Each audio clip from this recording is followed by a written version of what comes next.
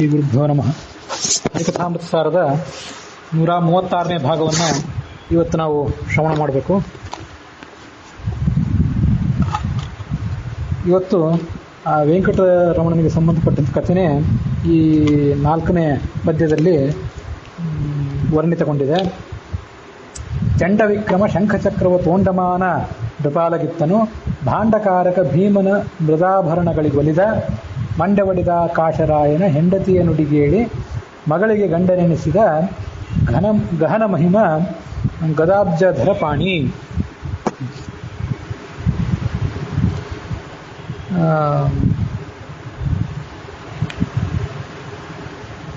ಚಂಡವಿಕ್ರಮ ಇವನು ಮಹಾಪರಾಕ್ರಮಿಯಾಗಿದ್ದಾನೆ ಈ ಭಗವಂತ. ಈ ತೋಂಡಮಾನ ರಾಜನಿಗೊಮ್ಮೆ ತನ್ನ ಶಂಖ ಚಕ್ರಗಳೆರಡನ್ನು ಕೂಡ ಕೊಟ್ಟು ನೀನು ಯುದ್ಧ ಮಾಡಿ ಹೋಗು ಅಂತ ಕೊಟ್ಟಿದ್ದ. ಅವನಿಗೆ ಆ ತೋಂಡಮಾನ ರಾಜನಿಗೆ ಯಾರೋ ಶತ್ರುಗಳ ಆಕ್ರಮಣ ಆಗಿತ್ತಂತೆ, ದುಃಖಿತ ಆಗಿಬಿಟ್ಟಿದ್ದ.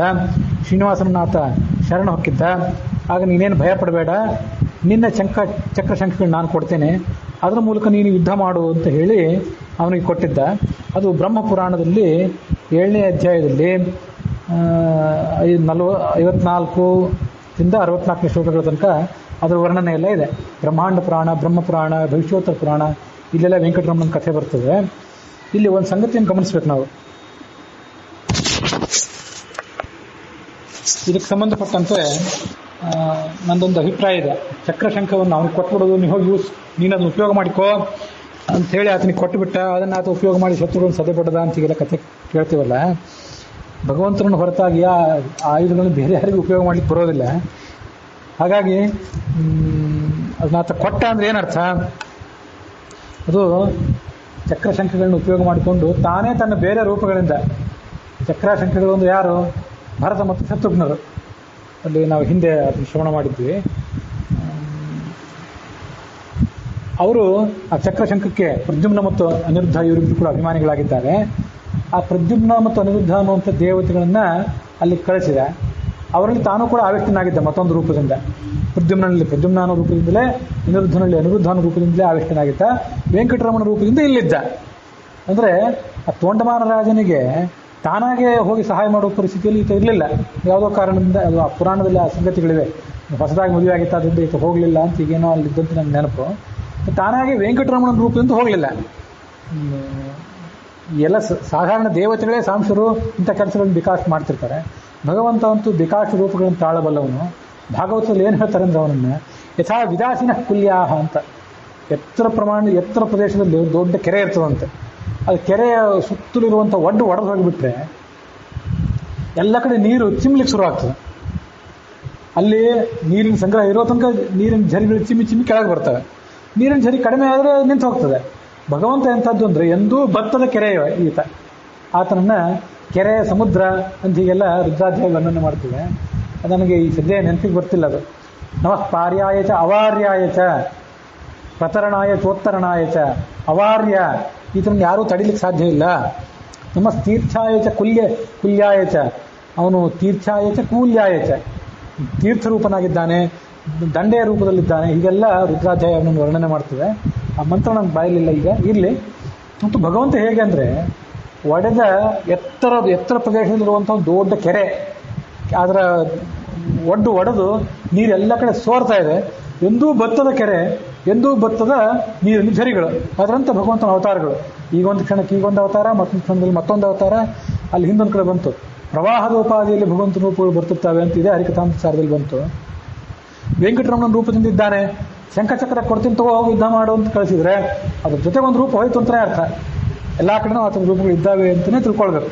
ಅದು ಹೊರತಾಗಿ ಈ ಶಂಖಚಕ್ರಗಳಿಂದ ಯುದ್ಧ ಮಾಡುವ ಸಾಮರ್ಥ್ಯ ಬೇರೆಯವರಿಗೆ ಇರೋದಿಲ್ಲ ಅಂತ ನನ್ನೊಂದು ಅಭಿಪ್ರಾಯ ಅದಕ್ಕೆ ಸಂಬಂಧಪಟ್ಟಂತೆ. ತೋಂಡಮಾಲ ನೃಪಾಲನಿಗಿತ್ತ. ಮತ್ತು ಅಲ್ಲೊಬ್ಬ ಕುಂಬಾರನವನಿದ್ದ, ಭಾಂಡಕಾರಕ ಭೀಮನ ಮೃದಾಭರಣಗಳಿಗೊಲಿದ. ಅವನು ಕುಂಬಾರರವನು, ಆತ ಭೀಮ ಅಂತ ಅವನ ಹೆಸರು. ತಮಾಲಿನಿ ಅಂತ ಅವನ ಹೆಂಡತಿಯ ಹೆಸರು. ಅವನು ನಿತ್ಯ ಮಣ್ಣಿನ ತುಳಸಿಗಳನ್ನು ಮಾಡಿ ಭಗವಂತನಿಗೆ ಅರ್ಪಣೆ ಮಾಡ್ತಿದ್ದ. ಈ ತೋಂಡಮಾನ ರಾಜ ಬಂಗಾರದ ತುಳಸಿಗಳನ್ನ ಅರ್ಪಣೆ ಮಾಡ್ತಿದ್ದ. ಬಂದು ಭಗವಂತನಿಗೆ ಬಂಗಾರ ತುಳಸಿಗಳನ್ನ ಅರ್ಪಣೆ ಮಾಡಿ ಹೊರಟೋಗ್ತಿದ್ದ. ಅದಾದಮೇಲೆ ಆ ಈ ಕುಂಬಾರರವನು ತನ್ನ ಮನೆಯಲ್ಲಿದ್ದಂಥ ಒಂದು ಕಟ್ಟಿಗೆಯ ವೆಂಕಟರಮಣ ಮೂರ್ತಿ, ಅದಕ್ಕೆ ಮಣ್ಣಿನ ತುಳಸಿಗಳನ್ನ ಹಾಕ್ತಿದ್ದ. ಆ ಮಣ್ಣಿನ ತುಳಸಿಗಳು ಇಲ್ಲಿ ಬಂದು ಬೀಳ್ತಿದ್ವು ನಿತ್ಯ ಭಗವಂತನ ಸನ್ನಿಧಾನದಲ್ಲಿ. ಈ ತೋಂಡಮಾನ ರಾಜನಿಗೆ ಆಶ್ಚರ್ಯ, ಇದೆಲ್ಲ ಕಥೆಗಳಲ್ಲಿ ವರ್ಣಿತ ಆಗಿದೆ. ಆ ಕಥೆಯನ್ನು ದಾಸರು ಇಲ್ಲಿ ಸೂಚನೆ ಮಾಡ್ತಾರೆ. ಭಾಂಡಕಾರಕ ಭೀಮನ ಮೃದಾಭರಣಗಳಿಗೆ ಒಲಿದ, ಮಣ್ಣಿನ ಆಭರಣಗಳು ತುಳಸಿ ಇತ್ಯಾದಿಗಳಿಗೆ ಈತ ಭಗವಂತ ಒಲದ. ಮಂಡೆ ಒಡೆದ ಆಕಾಶರಾಯನ ಹೆಂಡತಿ, ಭಗವಂತನ ತಲೆಯನ್ನ ಆಕಾಶರಾಯನ ಹೆಂಡತಿ ಒಡಿಸಿಲ್ಲ. ಆಕಾಶರಾಜ ಏನು ಒಡಿಸಿದ್ದಿಲ್ಲ, ಯಾಕಂದ್ರೆ ಅದನ್ನ ನಾವು ಈ ವೆಂಕಟರಮಣನ ಕಥೆಯಲ್ಲಿ ನಿನ್ನೆ ದಿವಸ ಶ್ರವಣ ಮಾಡಿದ್ವಿ ಅಂತ ನೆನಪು. ಆ ಭಗವಂತ ಹುತ್ತದಲ್ಲಿ ಬಂದು ಕುತ್ಕೊಂಡು ಬಿಟ್ಟಿದ್ದ. ಆಗ ಬ್ರಹ್ಮ ಆಕಳನ ರೂಪದಲ್ಲಿ ಬಂದು ಅಲ್ಲಿ ಹಾಲು ಸುರಿಸ್ತಿದ್ದ. ಆ ಆಕಳನ್ನ ಆಕಾಶರಾಜನ ಹೆಂಡತಿ ಖರೀದಿ ಮಾಡಿದ್ಲು, ತನ್ನ ಮಗನಿಗೆ ಅದು ಹಾಲು ಬೇಕು ಅಂತೇಳಿ. ಇದು ನೋಡಿದರೆ ಹಾಲೇ ಕೊಡ್ತಿಲ್ಲ ಹಸು, ಅದೆಲ್ಲೋ ಸುರಿಸಿ ಬರ್ತಿದೆ, ನೀನು ಕುಡ್ದಿದ್ದಿ ಅಂತ ಗೋಪಾಲಕನ ಮೇಲೆ ಸಿಟ್ಟು ಅವನನ್ನು ಬೈದ್ಲು, ಹೊಡೆದ್ಲು. ಅವನು ಕೊಡ್ಲಿ ತೊಗೊಂಡು ಬಂದಿದ್ದ ಈ ಹಸುವನ್ನು ಕೊಂದು ಬಿಡಬೇಕು ಅಂತ. ಹಸುವಿನ ತಲೆಯ ಮೇಲೆ ಅವನು ಕೊಡ್ಲಿ ಬೀಸಿದಾಗ ಭಗವಂತ ಅಲ್ಲಿ ಎದ್ದು ನಿಂತಾಗ ಭಗವಂತನ ತಲೆಗೆ ಅದು ಏಟು ತಾಗಲಿತ್ತು. ಅದಕ್ಕೆ ಮಂಡೆ ಹೊಡೆದವಳು ಯಾರು? ಆಕಾಶರಾಯನ ಹೆಂಡತಿ. ಆ ಹೆಂಡತಿಯ ಮಗಳಿಗೆ ಈತ ಗಂಡ ನೆನೆಸಿದ. ಆಕಾಶರಾಯನ ಹೆಂಡತಿಯ ಮಗಳು ಅಂದರೆ ಪದ್ಮಾವತಿ. ಆ ಪದ್ಮಾವತಿಗೆ ಈತ ಗಂಡ ನೆನೆಸಿದ. ನೀವು ಇದನ್ನು ಕೇಳ್ತೀರಿ, ನಾನೊಂದು ಸ್ವಲ್ಪ ಬೇರೆ ಅರ್ಥ ಹೇಳಿದೆ ಇದಕ್ಕೀಗ. ನಾ ಹೇಳಿದ ಅರ್ಥ ತಪ್ಪಲ್ಲ, ಇನ್ನೂ ಒಂದು ಅರ್ಥ ಇದೆ. ಅದೇನಂತಂದ್ರೆ ಹೆಂಡತಿಯ ನುಡಿ ಕೇಳಿ ಅಂತ. ಇನ್ನು ಆಕಾಶರಾಯನ ಹೆಂಡತಿ ಅಂತ ನಾನೊಂದು ಅರ್ಥ ಹೇಳಿಸಿದೆ. ಹೆಂಡತಿಯ ನುಡಿ ಕೇಳಿ ಅಂದರೆ ತನ್ನ ಹೆಂಡತಿ ಲಕ್ಷ್ಮೀದೇವಿ ಇದ್ದಾಳಲ್ಲ, ಆಕಾಶರಾಯನ ಹೆಂಡತಿ ಅಲ್ಲ, ತನ್ನ ಹೆಂಡತಿಯ ಮಾತನ್ನು ಕೇಳಿ ಪದ್ಮಾವತಿಯನ್ನು ಮದುವೆ ಮಾಡಿಕೊಂಡ. ಆಕಾಶರಾಯನ ಮಗಳಿಗೆ ಗಂಡ ನೆನೆಸಿದ. ಮಂಡೆ ಹೊಡೆದ ಆಕಾಶರಾಯ. ಹಾಗಾದ್ರೆ ಮಂಡೆ ಹೊಡಿಸಿದವರು ಯಾರು? ಆಕಾಶರಾಯನೂ ಹೌದು, ಆಕಾಶರಾಯನ ಹೆಂಡತಿನೂ ಹೌದು. ಎರಡೂ ಅನ್ನೋ ದೃಷ್ಟಿಯಿಂದ ನಾನು ಹೀಗೆ ಹೇಳಿದೆ. ಆಕಾಶರಾಜನಿಗೆ ಈ ಎಲ್ಲ ಪೂರ್ಣ ಸಂಗತಿಗೆ ಗೊತ್ತಿರಲಿಲ್ಲ. ಅದು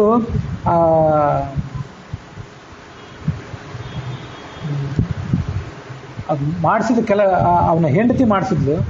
ನಾನು ಕಥೆಯನ್ನು ಸ್ವಲ್ಪ ವ್ಯತ್ಯಾಸ ಮಾಡಿ ಹೇಳಿದ್ದೇನೋ, ನೀವು ನೆನಪು ಮಾಡ್ಕೊಳ್ಬೇಕು. ಮಂಡೆ ಹೊಡಿಸಿದವರು ಯಾರು ಅದನ್ನೆಲ್ಲ ಸ್ವಲ್ಪ ಚೋಳರಾಜನ ಕಥೆಯನ್ನು ನಿನ್ನೆ ಅಲ್ಲಿ ಹೇಳಿದ್ದೆ. ಹಾಗಾಗಿ ಅದನ್ನು ಇನ್ನೊಂದು ಸರಿ ಆ ಕಥೆಯನ್ನು ನೆನಪು ಮಾಡ್ಕೊಳ್ಬೇಕು. ತಲೆ ಒಡೆದ ಆಕಾಶರಾಜನ ಮಗಳು ಅಂತ ಹೀಗಿದೆ. ನಾನು ಸ್ವಲ್ಪ ಕಥೆ ವ್ಯತ್ಯಾಸ ಮಾಡಿ ಹೇಳಿದೆ ಅಂತ ಕಾಣಿಸ್ತದೆ ನನಗೆ. ಏನೋ ಇಲ್ಲ ಅಲ್ಲ, ಅಲ್ಲಿ ಇನ್ನೊಂದು ಕಥೆ ಇದೆ, ನಾನು ಮರ್ತುಬಿಟ್ಟೆ. ಭಗವಂತನ ತಲೆಗೆ ಕೊಡ್ಲಿ ಏಟು ಬಿತ್ತು. ಅದು ಯಾರ ಕಥೆ ಅಂದರೆ ಚೋಳರಾಜನ ಕಥೆ. ಅದು ಈ ಆಕಾಶರಾಜನ ಕಥೆ ಅಲ್ಲ. ಅದು ಚೋಳರಾಜನ ಹತ್ರ ಚೋಳರಾಜ ಈ ಹಸುವನ್ನು ಖರೀದಿ ಮಾಡಿದ್ದ. ಆ ಚೋಳರಾಜನ ಹೆಂಡತಿ ಗೋಪಾಲಕನ ಹೊಡೆದಿದ್ದು.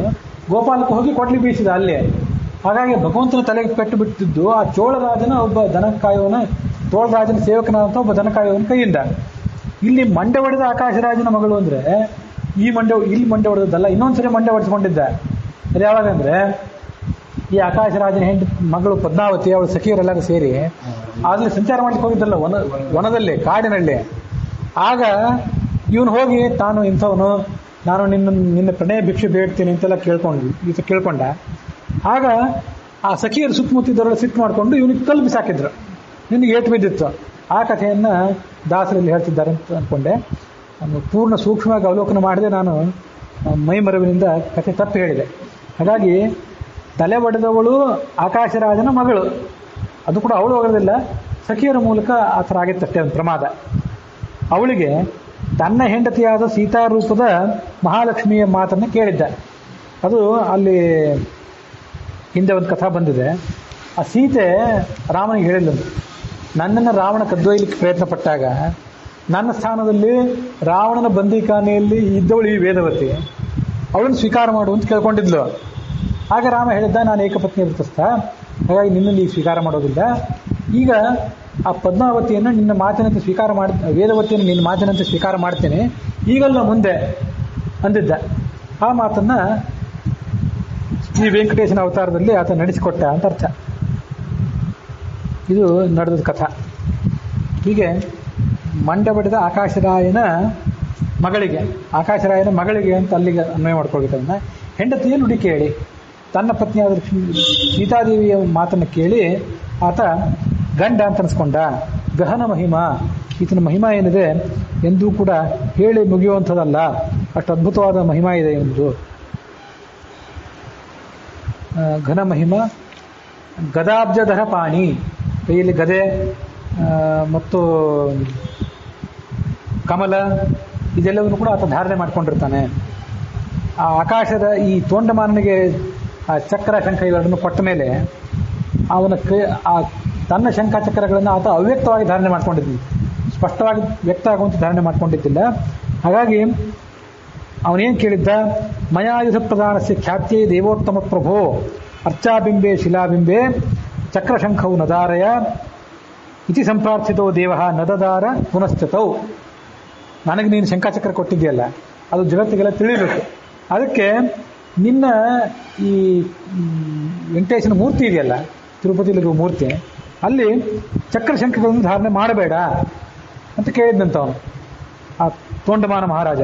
ಅದಕ್ಕಾಗಿ ಭಗವಂತ ಏನು ಮಾಡಿದ, ಪುನಃ ಅದನ್ನು ಧಾರಣೆ ಮಾಡಲಿಲ್ಲ. ಆ ವೆಂಕಟೇಶ ಅವತಾರದಲ್ಲಿ ಆ ಮೂರ್ತಿಯ ರೂಪದಲ್ಲಿ ಅವುಗಳನ್ನು ಧಾರಣೆ ಮಾಡಲಿಲ್ಲ. ಅದೃಶ್ಯವು ತಿಷ್ಟತಸ್ಥೋಭೌ, ಅವೆರಡು ಶಂಖಚಕ್ರಗಳು ಅವ್ಯಕ್ತವಾಗಿ ಆತನ ಹತ್ತಿರ ಇರ್ತವೆ. ಪಾರ್ಶ್ವತಃ ಶಾಂತಧನ್ವನಃ ಅಂತ ಹೀಗೆ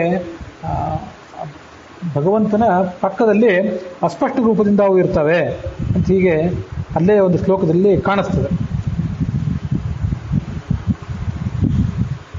ಇದು ಭಗವಂತನ ಮಹಿಮಾ. ತೋಂಡಮಾನ ರಾಜನಿಗೆ, ಆ ಕುಂಬಾರನಿಗೆ, ಇವರೆಲ್ಲರಿಗೂ ಒಲಿದು ಆತ ಇಂಥ ಕೆಲಸಗಳನ್ನು ಮಾಡಿದಂತಹ ವರ್ಣನೆಯ ಬಗ್ಗೆ, ಅದರ ಕಥೆಯ ಬಗ್ಗೆ ಈ 4ನೇ ಪದ್ಯದಲ್ಲಿ ಬಂದಿದೆ.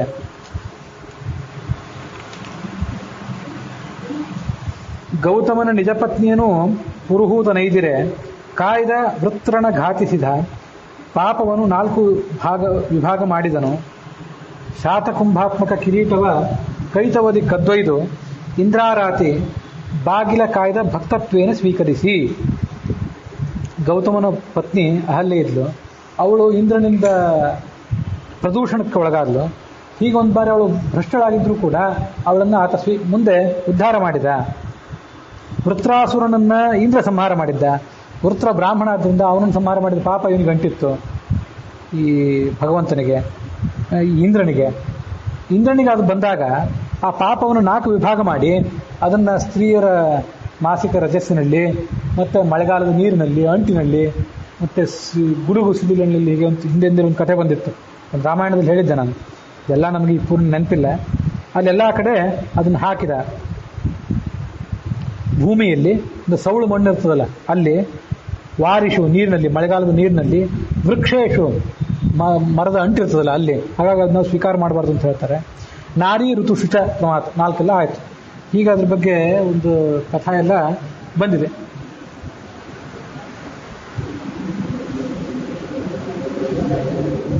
ಇಂದ್ರೋ ಹತ್ವ ಅಕರೋತ್ ತ್ವಾಷ್ಟ್ರಂ, ಒಂದು ಬಾರಿ ವೃತ್ರಾಸುರನನ್ನು ಕೊಂದಿದ್ದ, ಒಂದು ಬಾರಿ ವಿಶ್ವರೂಪಾಚಾರ್ಯನನ್ನು ಕೊಂದಿದ್ದ. ಅದ್ರ ಬಗ್ಗೆ ಎಲ್ಲ ಈ ಥರದ ಬೇಕಾದಷ್ಟು ಕಥಾಗಳ ವರ್ಣನೆ ಇದೆ. ಹಾಗಾಗಿ ಅಹಲ್ಯೆಯನ್ನು ಕಾಪಾಡಿದ, ಮತ್ತೆ ಆ ವೃತ್ರಾಸುರನಿಂದ ಅವನನ್ನು ಕೊಂದ ಪಾಪದಿಂದ ಇಂದ್ರನನ್ನು ಆತ ಬಿಡುಗಡೆ ಮಾಡಿದ. ಒಮ್ಮೆ ಬಲಿ ತನ್ನ ಕಿರೀಟವನ್ನೇ ಅಪಹಾರ ಮಾಡಿಬಿಟ್ಟಿದ್ದ. ಅದು ಹರಿವಂಶದಲ್ಲಿ, ಭಾಗವತದೆಲ್ಲ ಬಂದಿತ್ತು. ಭಗವಂತ ಮಲ್ಕೊಂಡಿದ್ದ, ಆಗ ಬಲಿ ಅಲ್ಲಿ ಬಂದು ಅವನಿಗೆ ತಾತ್ಕಾಲಿಕವಾಗಿ ಅಸುರಾವೇಶ ಆಗಿತ್ತು. ಭಗವಂತನ ಕಿರೀಟವನ್ನು ಅಪಹಾರ ಮಾಡಬೇಕು ಅಂತ ಬಂದ. ಆಗ ಭಗವಂತನ ಸೂಚನೆ ಮಾಡಿದಂತೆ ಎಲ್ಲರಿಗೂ, ಬಲಿಗೆ ಎಷ್ಟು ಮೋಹ ಬಂದಿದೆ ನಿಮಗೆ ತೋರಿಸ್ತೇನೆ, ಈಗ ಎಲ್ಲರೂ ಕಣ್ಮುಚ್ಚಿದಂತೆ ಮಲಗಿರಿ ಅಂತ. ಎಲ್ಲರೂ ಕಣ್ಮುಚ್ಚಿದಂತೆ ಮಲಗಿದಾಗ ಕಿರೀಟ ಅಪಹಾರ ಮಾಡಿದ್ದ ಬಲಿ, ಬಂಗಾರದ ಕಿರೀಟವನ್ನು ತೊಗೊಂಡು ಓಡಿ ಹೊರಟಿದ್ದ. ಗರುಡ ಅಲ್ಲಿ ಹೋಗಿ ಅವನನ್ನು ಸೋಲಿಸಿ ಆ ಕಿರೀಟವನ್ನು ತೊಗೊಂಡು ಬಂದು ಈ ಗೋಮಾಂತಕ ಪರ್ವತದಲ್ಲಿ ಬಲರಾಮ ಮತ್ತು ಕೃಷ್ಣ ಇಬ್ಬರು ಕೂತ್ಕೊಂಡಿದ್ರಲ್ಲ, ಜರಾಸಂಧನಿಂದ ತಪ್ಪಿಸ್ಕೊಳ್ಳುವವರಂತೆ ನಟಿಸಿ ಅವನ ತಲೆ ಮೇಲೆ ತೊಗೊಂಡು ಹಾಕಿದ ಅಂತ ಕಥಾ ಬಂದಿತ್ತು. ಅದೇ ಇದು. ಶಾತಕುಂಭಾತ್ಮಕ ಕಿರೀಟವ ಕೈತವದಿ ಕದ್ದೊಯ್ದ, ಯಾರು ಇಂದ್ರಾರಾತಿ ಬಲಿ, ಅವನ ಬಾಗಿಲನ್ನು ಕಾಯ್ದ, ಭಕ್ತತ್ವ ಅದನ್ನು ಸ್ವೀಕಾರ ಮಾಡಿ ಅಂತ ಹೀಗೆ ಅದರ ಕಥೆಯನ್ನು ದಾಸರು ಅಲ್ಲಿ ವರ್ಣನೆ ಮಾಡ್ತಾರೆ. ಹೀಗೆ ಅವರೆಲ್ಲ ಮಾಡಿದ ಪಾಪಗಳನ್ನು ಈತ ಪರಿಹಾರ ಮಾಡಿದ. ನಾರ ನಂದವ್ರಜದ ಸ್ತ್ರೀಯರ ಜಾರ ಕರ್ಮಕ್ಕೆ ಒಲಿದ, ಅಜ ಸುಕುಮಾರನೆನಿಸಿದ ನಂದಗೋಪಕ್ಕೆ ನಳಿದ ಭವಜನಕ, ವೈರವರ್ಜಿತ ದೈತ್ಯರನ ಸಂಹಾರ ಮಾಡಿದ ವಿಪಗಮನ ಪೆಗಲೇರಿದನು ಗೋಪಾಲಕರ ವೃಂದಾವನದೊಳಗೆ. ವೃಂದಾವನದೊಳಂದು. ಇವನಿಗೆ ನಾರ ಅಂತ ಹೆಸರು. ನಾನು ನಿನ್ನೆ ನಾರದ ಅನ್ನೋ ಹೆಸರನ್ನ ಭಗವಂತ, ನಾರ ಅಂದ್ರೆ ಭಗವಂತ, ಆ ಭಗವಂತನನ್ನ ಭಕ್ತರಿಗೆ ಕೊಡುವಂಥವರು, ಕರುಣಿಸುವಂಥವ್ರು ನಾರದರು ಅಂತ ಕಥೆ ಹೇಳಿದ್ನಲ್ಲ, ಅದು ಇಲ್ಲಿ ಹರಿಕಥಾಮೃತಸಾರದಲ್ಲಿ ನಾರ ಅನ್ನೋ ಶಬ್ದವನ್ನು ಭಗವಂತನಿಗೆ ದಾಸರು ಪ್ರಯೋಗ ಮಾಡಿದ್ದಾರಲ್ಲ, ಇದ್ರ ಹಿನ್ನೆಲೆಯಲ್ಲೇ ಹೇಳಿದ್ದೆ ನಿನ್ನೆ. ಅಂದರೆ ಮತ್ತೆಲ್ಲಾದರೂ ಬಂದಿರ್ಬೋದು, ಇಲ್ಲ ಅಂತಲ್ಲ, ಬೇರೆ ಕಡೆ ಶಾಸ್ತ್ರದಲ್ಲಿ ಎಲ್ಲೆಲ್ಲೋ ಬೇರೆ ಬೇರೆ ಅನುವ್ಯಾಖ್ಯಾನ ಬ್ರಹ್ಮಸೂತ್ರಗಳಲ್ಲಿ ಬಂದಿರ್ಬೋದು. ನಾರದ ಅನ್ನೋ ಹೆಸರಿನ ಅರ್ಥವನ್ನು ನಾನು ವಿವರಣೆ ಮಾಡುವಾಗ ನನ್ನ ತಲೆಯಲ್ಲಿದ್ದು ನಾರ ನಂದವ್ರಜದ ಅಂತ ದಾಸರು ಹೇಳಿದ್ದು ನನ್ನ ತಲೆಯಲ್ಲಿತ್ತು, ಅದು ನೆನಪು ಮಾಡ್ಕೊಂಡಿದ್ದೆ ಅಂತ ಹೇಳಿದಕ್ಕೆ. ನಾರ ನಂದವ್ರಜದ ಸ್ತ್ರೀಯರಿದ್ರಲ್ಲ, ಅವರ ಜಾರ ಕರ್ಮಕ್ಕೆ ಒಲಿದ. ಅವರೆಲ್ಲ ತಮ್ಮ ಗಂಡಂದ್ರನ್ನ ಕುಟುಂಬವನ್ನು ಬಿಟ್ಟು ತನ್ನ ಹತ್ರ ಬಂದಿದ್ರಲ್ಲ, ಅದಕ್ಕೆ ಈತ ಒಲಿದ. ಅಜ ಈತ ಎಂದು ಹುಟ್ಟಿಲ್ಲದವನು, ಸುಕುಮಾರ ಕೋಮಲಾಂಗ, ಸುಕುಮಾರ ನೆನೆಸಿದ ನಂದಗೋಪನಿಗೆ ಈತ ಮಗ ಅಂತ ಅನಿಸ್ಕೊಂಡ. ನಳಿನ ಭವ ಜನಕ, ಕಮಲದಲ್ಲಿ ಹುಟ್ಟಿದಂಥ ಚತುರ್ಮುಖನಿಗೆ ಬ್ರಹ್ಮ ಜನಕನಾಗಿದ್ದಾನೆ. ವೈರವರ್ಜಿತ, ಯಾರಲ್ಲೂ ಈತನಿಗೆ ದ್ವೇಷವಿಲ್ಲ. ದೈತ್ಯರನ್ನೆಲ್ಲ ಸಂಹಾರ ಮಾಡಿದ. ಈತ ವಿಪಗಮನ, ಗರುಡನ ಹೆಗಲನ್ನೇರಿ ಯಾವತ್ತೂ ಕೂಡ ಸಂಚಾರ ಮಾಡುವಂಥವನು. ಪೆಗಲೇರಿದನು ಗೋಪಾಲಕರ ವೃಂದಾವನದೊಳಂದು. ಆ ವೃಂದಾವನ ನಂದಗೋಕುಲದಲ್ಲಿ ಆತ ವಿಹಾರ ಮಾಡುವಾಗ ಆ ಗೋಪಾಲಕರ ಹೆಗಲ ಮೇಲೆ ಕೂತ್ಕೊಂಡು ಆಟ ಆಡಿದ. ಅವ್ರು ಕೆಲವು ಆಟಗಳನ್ನ ಆಡ್ತಿದ್ರು ಅಂತ ಬಂತು. ಓಡುವ ಸ್ಪರ್ಧೆ, ಸೋತವರು ಗೆದ್ದವ್ರನ್ನ ಹೆಗಲ ಮೇಲೆ ಕೂತ್ಕೊಳ್ಬೇಕು ಅಂತ ಈಗೆಲ್ಲ ಇತ್ತು. ಅಂದರೆ ಇಲ್ಲೇನಿದೆ ಅಂದರೆ ಅರ್ಥ, ವಿಪಗಮನ. ಗರುಡ ಅಂದರೆ ಎಂಥ ಮಹಾಬಲಿಷ್ಠನಾದವನು, ಅಂಥ ಬಲಿಷ್ಠನಾದವನು ಹೊರಬೇಕಾದ ವ್ಯಕ್ತಿತ್ವ ಈತಂದು. ಇವನು ಸಾಧಾರಣವಾದ ಗೋಪಾಲಕರ ಹೆಗಲ ಮೇಲೆ ಕೂತ್ಕೊಂಡ ತನ್ನ ಭಾರವನ್ನು ಕಡಿಮೆ ಮಾಡಿಕೊಂಡು ಅಂತ ಅದರ ಅಭಿಪ್ರಾಯ ಅಲ್ಲೇ. ಹಾಗೆ ಯಾರೋ ಇಲ್ಲಿ ಅರ್ಥ ಬರೋದಿಲ್ಲ. ನನಗೊಂದು ಸಂದರ್ಭ ನೆನಪು ಬರ್ತದೆ. ಮಧ್ವವಿಜಯದಲ್ಲಿ 16ನೇ ಸರ್ಗದಲ್ಲಿ ಆಚಾರ್ಯರು ಮಹಿಮಾ ಒಂದು ಕಡೆ ವರ್ಣನೆ ಮಾಡ್ತಾರೆ. 16, 11 ಇತ್ಯಾದಿ ಕಡೆಗಳಲ್ಲಿ ಆಚಾರ್ಯರ ಕೆಲವು ಶಿಷ್ಯರಿಗೆ ವಯಸ್ಸು ಅಧ್ಯಯನ ಮಾಡುವವರು, ಅವರಿಗೆಲ್ಲ ಬಹಳ ತಮ್ಮ ಶಕ್ತಿ ಬಗ್ಗೆ ಒಂದು ಭಾರಿ ಹುರುಪಿತ್ತಂತ. ಒಂಥರದ ದುರಹಂಕಾರ ಅಲ್ಲ, ಅಂಥ ಕೆಟ್ಟ ವ್ಯಕ್ತಿತ್ವದವರಲ್ಲ ಅವರೆಲ್ಲ ಯಾರು. ಒಂದು ಹಮ್ಮು ಬಿಮ್ಮು. ಅವರಿಗೆ ನಿಜವಾದ ತಾಕತ್ತೇನು ಅನ್ನೋದನ್ನು ತೋರಿಸ್ಬೇಕಾಗಿತ್ತಂತ ಆಚಾರ್ಯ. ಒಮ್ಮೆ ತನ್ನ ಹೆಬ್ಬೆರಳನ್ನು ಹೀಗಿಟ್ರಂತ, ಈ ಹೆಬ್ಬೆರಳನ್ನು ಎತ್ತಿ ನೋಡೋಣ ಅಂತ ಆಚಾರ್ಯರು ಅವ್ರಿಗೆ ಸವಾಲು ಹೊಡ್ಡಿದ್ರಂತೆ. ಆ ಹೆಬ್ಬೆರಳನ್ನೇ ಎತ್ತಲಿಕ್ಕೆ ಬರಲಿಲ್ಲಂತೆ ಯಾರಿಗೂ, ಆ ಶಿಷ್ಯರಿಗೆ. ಮತ್ತೊಮ್ಮೆ ಆಚಾರ್ಯರು, ಆಯಿತು ನೀವೆಲ್ಲ ಮಲಗ್ರಿ, ನಿಮ್ಮ ಮೇಲೆ ನಾನು ಕೈ ಇಡ್ತೇನೆ, ಎದ್ದು ನಿಲ್ಲಿ ನೋಡೋಣ ಅಂದ್ರಂತೆ. ಆಚಾರ್ಯ ಅವ್ರ ಮೇಲೆ ಕೈ ಇಟ್ಟರೆ ಮೇರು ಪರ್ವತ ಮೈ ಮೇಲೆ ಬಿದ್ದಂಗಾಗಿತ್ತಂತ ಅವ್ರಿಗೆ. ಸೌಮೇರವಂ ಗೌರವಮಾವಹಂತಿ ತವಾಂಗಮಂಗಾಂಗುಲೇಶ್ಚನೋಂಗೆ ಅಂತ ಆ ಮಧ್ವವಿಜಯದ ಒಂದು ಶ್ಲೋಕ. ಆ ಮೊದಲಿಂದ ಹೆಬ್ಬೆರಳಿಟ್ಟಿದ್ದು ಆ ಶ್ಲೋಕದಿಂದ ನೆನಪಿಗೆ ಬರ್ತಿಲ್ಲ, ಇದು ನೆನಪಿಗೆ ಬರ್ತದೆ. ಸೌಮೇರವಂ ಗೌರವಂ, ಮೇರು ಪರ್ವತದ ಭಾರ ನಮ್ಮ ಮೇಲೆ ಬಿಟ್ಟಂಗಾಗಿದೆ. ತವ ಅಂಗಂ, ನಿಮ್ಮ ಒಂದು ಕೈ, ಅಂಗುಲಯ, ನಿಮ್ಮ ಬೆರಳು ಅಷ್ಟು ಭಾರ ಮಾಡಿವೆ ನಮ್ಮ ಮೇಲೆ. ಅಂಗುಲಯ ಎಷ್ಟನೋಂಗೆ, ದಯವಿಟ್ಟು ನಮ್ಮನ್ನು ಕಾಪಾಡ್ರಿ ಅಂತ ಅವ್ರು ಕೇಳ್ಕೊಂಡಿದ್ರಂತೆ. ಇದು ಅವ್ರ ತಾಕತ್ತು. ಮುಂದೊಮ್ಮೆ ಏನು ಮಾಡಿದ್ರಂತೆ, ಅಲ್ಲೊಂದು ಕಡೆ ದಕ್ಷಿಣ ಕನ್ನಡದಲ್ಲಿ ಒಂದು ನರಸಿಂಹನ ದೇವಸ್ಥಾನ ಇದೆ.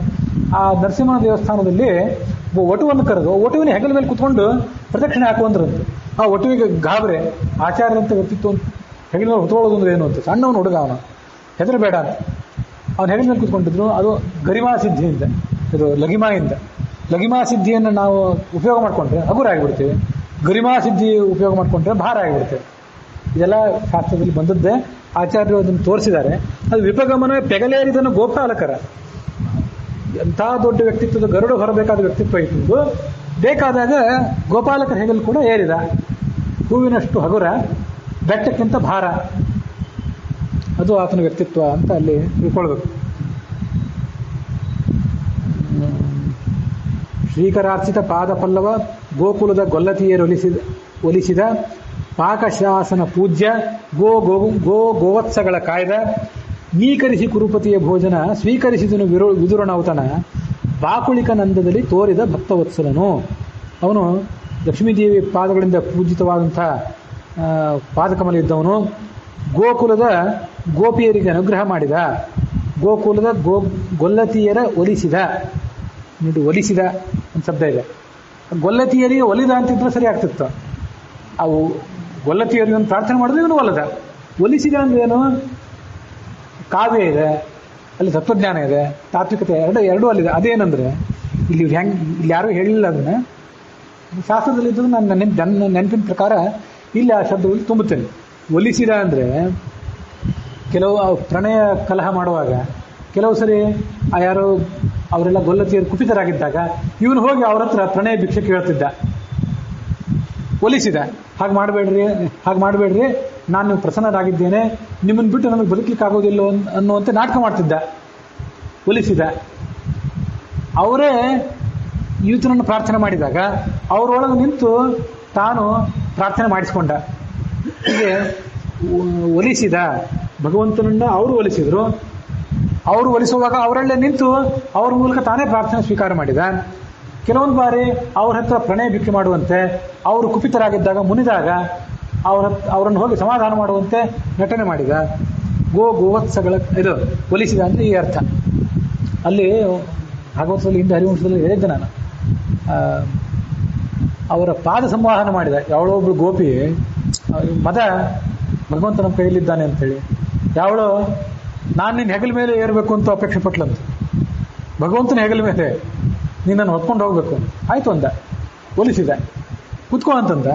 ಅವಳಿಗೆ ದುರಹಂಕಾರ ಬಂದ್ಬಿಡ್ತು, ನನ್ನಂಥ ಸುಂದರಿ ಯಾರೂ ಇಲ್ಲ, ಭಗವಂತನ ಪ್ರೀತಿಯೆಲ್ಲ ನನಗೆ ಮೀಸಲಾಗಿದೆ ಅಂತೇಳಿ ಮುಂದೆ ಹೋಗ್ತಿದ್ದಂತೆ ಅದೃಶ್ಯ ಆಗಿಬಿಟ್ಟು ಅವ್ರು ದಪ್ಪಂತ ಬಿದ್ದು ಅಂತ ವರ್ಣನೆ ಬರ್ತದೆ. ಇದೆಲ್ಲ ಒಲಿಸಿದ. ಆ ಜಯದೇವ ಕವಿದು ಗೀತ ಗೋವಿಂದ ಅಂತ ಬರಂದಲ್ಲ, ಅವನ ಕಥೆನೂ ಅವಾಗೊಮ್ಮೆ ಹೇಳಿದ್ದೆ. ಅಲ್ಲೇನಿದೆ ಅಂತಂದ್ರೆ, ಆ ಗೀತ ಗೋವಿಂದದ ಕವಿ ಜಯದೇವ ಕವನ ಬರಿತಾ ಕೂತಿದ್ದಂತೆ. ಆತ ಕೂತ್ಕೊಂಡಿದ್ದಾಗ ಆತನದ್ದು ಭಾಗವತ ಮತ್ತು ಹರಿವಂಶದಲ್ಲಿ ಇದ್ದದ್ದು ವರ್ಣನೆಯನ್ನು ಸೇರಿಸ್ಕೊಂಡಿದ್ದಾನೆ. ಕೆಲವೊಂದು ಕವಿ ಆತಂದು ಹೆಚ್ಚಿನ ವರ್ಣನೆಯನ್ನು ಮಾಡಿದ್ದಾನೆ. ಒಂದೆಲ್ಲೋ ಒಂದು ಕಡೆ ಕೋಪ ಮಾಡ್ಕೋಬೇಡ ಅಂತ ರಾಧೆಯನ್ನು ಆತ ಬೇಡ್ಕೊಂಡಂತೆ ಕೃಷ್ಣ. ಬೇಕಾದ್ರೆ ನಿನ್ನ ಕಾಲನ್ನು ನನ್ನ ತಲೆಯ ಮೇಲಿಡು ಅಂತ ರಾಧೆಯನ್ನು ಕೃಷ್ಣ ತನ್ನ ತಲೆಯ ಮೇಲೆ ರಾಧೆಯ ಕಾಲನ್ನು ಇಡಿಸ್ಕೊಳ್ಳಿಕ್ಕೆ ತಯಾರಾದ ಅಂತ ಈತ ಒಂದು ಭಾವನೆಯನ್ನು ತನ್ನ ವ್ಯಕ್ತ ಮಾಡಿಕೊಂಡ.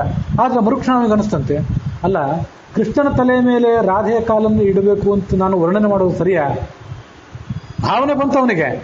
ಭಾವನೆಯನ್ನು ಕೃತಿರೂಪಕ್ಕೆ ಇಳಿಸಿ ಅಲ್ಲಿ ತಾಳಪತ್ರದಲ್ಲಿ ಬರೆಯೋಕ್ಕಿಂತ ಮುಂಚೆ ವಿಚಾರ ಮಾಡಬೇಕು ಅನ್ನಿಸ್ತಂತೆ. ಅಲ್ಲೇ ಇಟ್ಟನಂತೆ. ಅದನ್ನು ಇಟ್ಟು ನಾನು ಸ್ಥಾನಕ್ಕೆ ಹೋಗಿ ಬರ್ತೇನೆ ಅಂತ ಹೋದ್ನಿ. ಮುಂದೆ ಬರೋದು ಹಾಗೆ ಬರೋದು, ಊಟ ಮಾಡಿ ಮತ್ತೆಲ್ಲೇ ಹೊರಟೋದ. ಯಾರು ಬಂದ್ರು ನಾನು ಹೇಳಲಿಲ್ಲ, ಇದನ್ನು ಗಮನಿಸ್ರಿ. ಯಾರು ಬಂದ, ಯಾರು ಬರದ, ಊಟ ಮಾಡಿ ಹೋದ ಯಾರು, ಹೆಂಡತಿ ಕೈಯಲ್ಲಿ ಊಟ ಮಾಡಿ ಹೋದ, ಅದನ್ನ ಯಾರು ಹೇಳಲಿಲ್ಲ. ನಾನು ಸಸ್ಪೆನ್ಸ್ ಆಗಿ ಇಟ್ಟಿದ್ದೇನೆ, ಅದನ್ನು ಗಮನಿಸಿ. ಮತ್ತೆ ಬಂದ, ಅಲ್ಲಿ ಬಂದು ನೋಡ್ತಾನೆ, ಅಲ್ಲಿ ನಾನು ಆವಾಗ ಆಲೋಚನೆ ಮಾಡಿದ್ದ ಸಾಲು ಅಲ್ಲಿ ಬರೋದಾಗಿದೆ. ಯಾರು ಬರೆದ್ರಿ ಇದನ್ನ? ಹೆಂಡ್ತಿನ ಕೇಳಿದ. ಅಲ್ಲ, ನೀವೇ ಬರೆದ್ರಲ್ಲ ಅಂತ ಅವಳಂದು. ನೀವೇ ಬರೆದ್ರಿ, ನೀವೇ ಊಟ ಮಾಡಿ ಮತ್ತೆಲ್ಲ ಹೋಗಿಬಿಡ್ತೀನಿ ಅಂತ ಹೋದ್ರಲ್ಲ. ಆವಾಗ ಅವನಿಗೆ ಗಾಬರಿ ಆಯ್ತಂತೆ. ನಾನು ಮನಸ್ಸಿನಲ್ಲಿ ಅದನ್ನು ಆಲೋಚನೆ ಮಾಡಿದ್ದೆ, ಅದು ಬರೆಯೋದು ಹೇಗೆ ತಪ್ಪಾದೀತಲ್ಲ ಅಂತ ಆಲೋಚನೆ ಮಾಡಿ ಬಿಟ್ಟಿದ್ದೆ. ಅದನ್ನು ಬಂದು ತಾನೇ ಬರೆದು, ಭಗವಂತ ನೀನು ಆಲೋಚನೆ ಮಾಡಿದ ಭಾವ ನನಗೆ ಒಪ್ಪಿತಾ ಇದೆ, ಏನು ತೊಂದರೆ ಇಲ್ಲ, ಆ ಭಕ್ತಿನ ನಾನು ಒಪ್ತೇನೆ ಅಂತ ಭಗವಂತ ಹೇಳಿ ತಾನು ಅದನ್ನು ಬರೆದು ಇವನು ಹೆಂಡತಿ ಕೈಯಲ್ಲಿ ಊಟ ಮಾಡಿ ಹೋಗಿದ್ದ. ಇದೆಲ್ಲ ಒಲಿಸಿದ ಅಂದರೆ ಇದು. ಹೀಗೆ ಅವರನ್ನೆಲ್ಲ ಒಲಿಸ್ಕೊಂಡಿದ್ದ. ಭಕ್ತರ ಸೇವೆಯನ್ನು ಕೂಡ ಮಾಡ್ತಾನೆ. ಕುರುಪತಿಯ ಭೋಜನ, ಬೀಗ ದುರ್ಯೋಧನ. ಆ ದುರ್ಯೋಧನನ ಮಗಳನ್ನ ತನ್ನ ಮಗ ಸಾಂಬನಿಗೆ ತಗೊಂಡಿದ್ದ. ಅವನ ಮನೆಯಲ್ಲಿ ಊಟ ಮಾಡಲಿಲ್ಲ. ಯಾಕೆಂದ್ರೆ ನೀನು ನನ್ನ ಪಾಂಡವರನ್ನು ದ್ವೇಷ ಮಾಡ್ತಿದ್ದಿ ಅಂತೇಳಿ ಅವನ ಮನೆಯಲ್ಲಿ ಊಟ ಮಾಡಲಿಲ್ಲ. ವಿದುರನ ಮನೆಯಲ್ಲಿ ಹೋಗಿ ಊಟ ಮಾಡಿದ. ಬಾಕುಳಿಕನಂದದಲ್ಲಿ ಎಷ್ಟೋ ಬಾರಿ ನಿರ್ಗತಿಕನಂತೆ ವರ್ತಿಸಿದ ಆತ. ಬಾಕುಳಿಕನಂದದಲ್ಲಿ ತೋರಿದ ಭಕ್ತವತ್ಸಲನು. ನಿರ್ಗತಿಕರು ನಮಗೊಂದು ತನ್ನ ಕೊಡ್ರಿ ಅಂತ ಎಲ್ಲರೂ ಹೋಗಿ ಕೇಳ್ತಿರ್ತಾರಲ್ಲ, ಹಾಗೆ ಆತ ಭಕ್ತರ ಹತ್ರ ಹೋಗಿ ನಮಗೆ ಕೊಡ್ರಿ ಅಂತ ಕೇಳ್ತಾನೆ. ಭಕ್ತರ ಮೇಲೆ ಅಂತ ಒಂದು ಹಕ್ಕಿರ್ತದೆ ಅವನಿಗೆ, ಭಕ್ತರಿಗೂ ಅವನ ಮೇಲೆ ಹಕ್ಕಿರ್ತದೆ. ವಿದುರನ ಊತನ ಸ್ವೀಕರಿಸಿದ. ಬಾಕುಳಿಕನಂದದಲ್ಲಿ ತೋರಿದ. ಇದು ಬೇರೆ ಉದಾಹರಣೆಗಳಲ್ಲಿ ನನಗೆ ಆತ ಕೊಡ್ರಿ ಅಂತ ಕೇಳ್ತಾನಂತೆ, ಸ್ವಪ್ನದಲ್ಲಿ ಬಂದು ಕೇಳ್ತಾನಂತೆ. ಈ ಜಮಖಂಡಿ ಹತ್ರ ಶಿವಪಾಲಿಯಲ್ಲೆಲ್ಲ ಮತ್ತು ಕೆಲವು ಕಡೆ ಎಲ್ಲ ನಿತ್ಯ ಹೂರಣದ ಹೋಳಿಗೆ ಆಗಬೇಕು ಅಂತೆಲ್ಲ ಇರ್ತದಂತೆ ಕೆಲವು ಕಡೆ ಪರಿಸ್ಥಿತಿ. ಎಂದಾದ್ರೂ ಆಗದೆ ಇದ್ರೆ ನನಗಿವತ್ತು ಹೊಟ್ಟೆ ತುಂಬಲಿಲ್ಲ ಅಂತ ಕನಸಿನಲ್ಲಿ ಬಂದು ಹೇಳ್ತಾನಂತೆ. ಅಲ್ಲಿ ಅವ್ರು ಹೇಳಿದ್ ಕೇಳಿದೆ ನಾನು. ಇವೆಲ್ಲ ತನಗೆ ಬೇಕಾದ್ರೂ ಹೇಳಿ ಮಾಡಿಸ್ಕೋತಾನೆ ಭಗವಂತ ಅಂತ ಭಕ್ತರಲ್ಲಿ ಇದ್ರೆ. ಇಲ್ಲದೇ ಇದ್ರೆ ಇಲ್ಲ, ಅದು ವಿಷಯ ಬೇರೆ. ಬಾಕುಳಿಕನಂದದಲ್ಲಿ ತೋರಿದ ಭಕ್ತವತ್ಸಲನು ಅನ್ನುವಲ್ಲಿಗೆ ಈ 7ನೇ ಭಕ್ತಾಪರಾಧ ಸಹಿತ ಸಂಧಿ ಏನಿದೆ ಅದರ 7ನೇ ಭಕ್ತಾಪರಾಧ ಸಹಿತ ಸಂಧಿ ಅಲ್ಲ, 22ನೇ ಭಕ್ತಾಪರಾಧ ಸಹಿತ ಸಂಧಿ ಅದರಲ್ಲಿ 7ನೇ ಪದ್ಯ. ಒಟ್ಟಾರೆ ಪದ್ಯಗಳಲ್ಲಿ 673ನೇ ಪದ್ಯ ಇಲ್ಲಿಗೆ ಸಮಾಪ್ತಿಯನ್ನು ಕಂಡಿದೆ.